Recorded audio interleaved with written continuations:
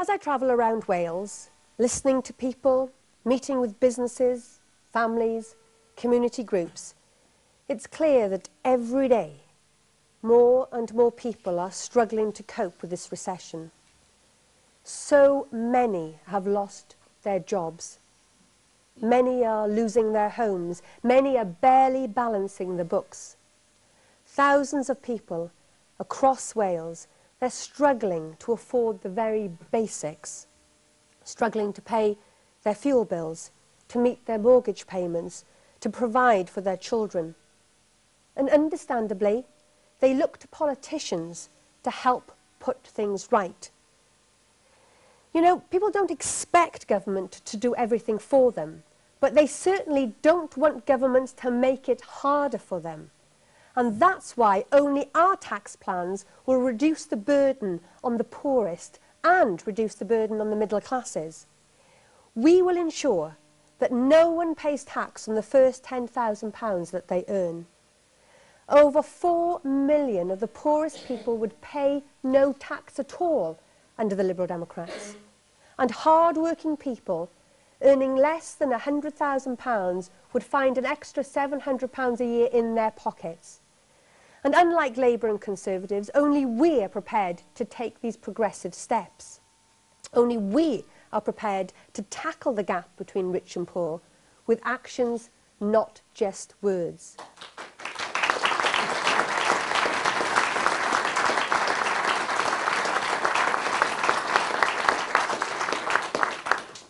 So we will pay for our tax plans by closing loopholes that allow the richest few to avoid paying their fair share. We will limit tax relief on pension contributions to the basic rate. We will tax real capital gains in line with income, close loopholes for non-doms, crack down on tax avoidance and make polluters pay for the damage they cause to our environment. These are plans for a fair road to recovery.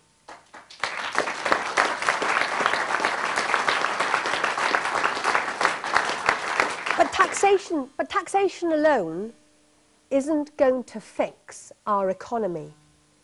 Welsh Liberal Democrats have known for years that the Welsh economic strategy was not fit for purpose. You know, we will give credit where credit is due.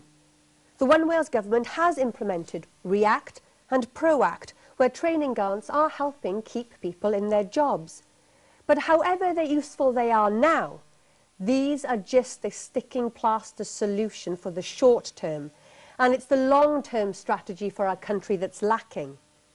In a recession such as this, we need to invest in the infrastructure and the people that will make Wales thrive. Instead, Labour and Plaid Cymru have slashed 5% of university and further education budgets. You know, in Wales, 4 out of 10 people that are signing on are aged between 16 and 25. But the government has cut post-19 education funding. This government is incapable of seeing the bigger picture. And that impression has been reinforced by 2 reports released just this week. They revealed how International Business Wales, set up by Labour to replace the well-known WDA, has left Wales bottom of 12 UK regions for safeguarding jobs.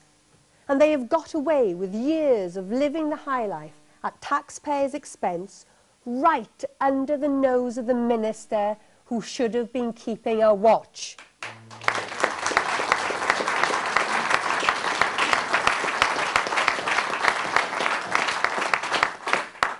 So this week, embarrassed by the situation and desperately trying to find a fig leaf to cover that embarrassment, the Minister for Economy and Transport announces an end to grants for inward investors, recklessly shutting our shop to the world, and then telling us he's going to rebuild the economy within 6 months. Well, we have watched this mess unfold for years, and that's why we raised concerns about IBW in the first place. And that's why we as Welsh Liberal Democrats are ready with policies to create new economic opportunity zones.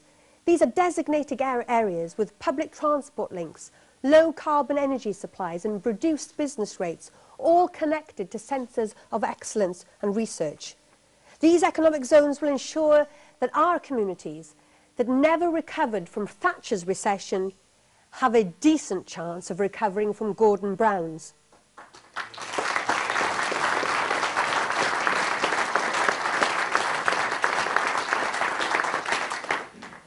And the Welsh Liberal Democrats are ready. We're ready to end the culture where government officials drip-feed money to small businesses through a myriad of complex grants. We would end the endless evolution of business support schemes, and Welsh Liberal Democrats would spend instead on reducing business rates. You know, that's the third biggest expense for most businesses. Our plans would decrease overheads and increase cash flow.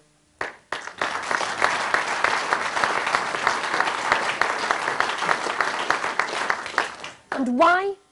Because our ambition is for Wales to be the best place to start a company, the right place to invest, and a great place to grow your business.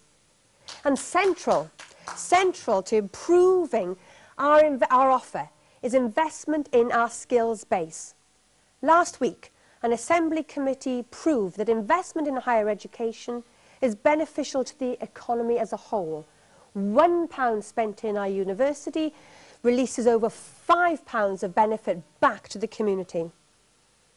But, in light of recent cuts, I think it's time for an audit of the government's priorities. Our ambition is for every child to have access to a decent education at whatever their age.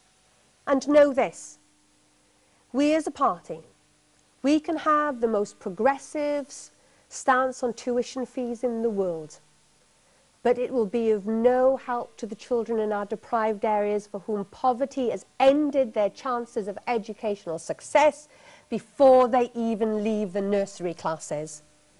But the government is carrying on. It's carrying on in the same old gradualist approach to governing, seeing itself as a direct provider of services and ignoring the voices of teachers and parents.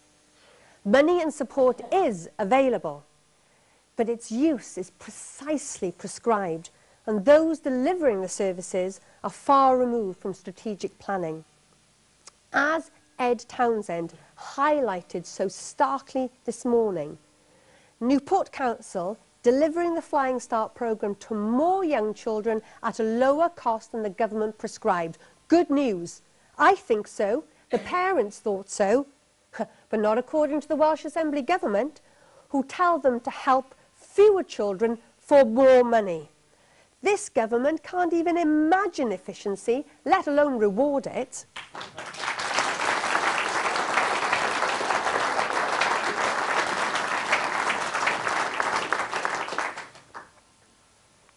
So we would cut the target culture, cut the red tape, cut the complex grants that require so much time and energy in filling out those forms, and free up teachers to teach, for school leaders to lead. But there'll be no room for excuses, or no room for poor results. In return for setting institutions free, we expect people to deliver. And if schools fail, Welsh Liberal Democrats will act to make changes. Because across our public services, it's time to move from a government mindset that assumes that minister knows best, to an enabling, inclusive approach, an approach that puts people and not politicians at the top. Here in Wales, only we offer a distinctive vision. It's a stark contrast to the centralising agenda of Labour and Plaid. They want to undermine and devalue local government. We trust the democratically elected bodies to deliver services. We trust local people to hold them to account. That's why we believe in devolution, real devolution, for Wales and to more local levels. Welsh Liberal Democrats want a better settlement for Wales, not the cumbersome, expensive, halfway house that Labour has saddled us with. We trust Wales to decide its own future.